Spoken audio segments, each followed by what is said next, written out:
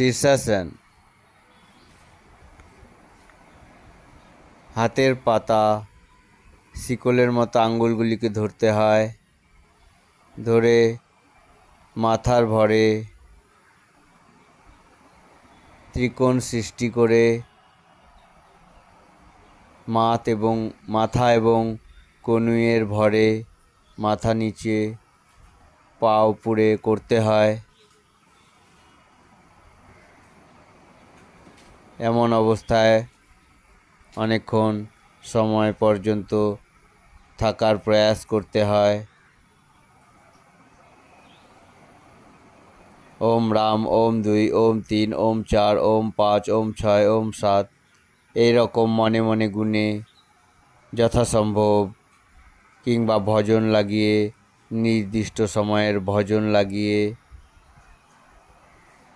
শীর্ষাসন করা যেতে পারে।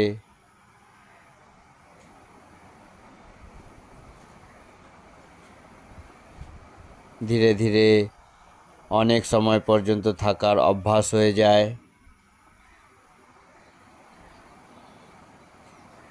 শীর্ষাসন করলে মাথাতেও সুন্দরভাবে রক্ত চলাচল হয়, যার দ্বারা স্মৃতিশক্তি বৃদ্ধি পায়,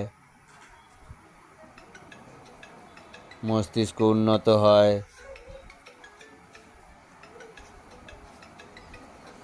মনে রাখা সুদৃঢ় হয়ে যায়। হয়ে গেল শীর্ষাসন। সবাইকে ওম প্রণাম।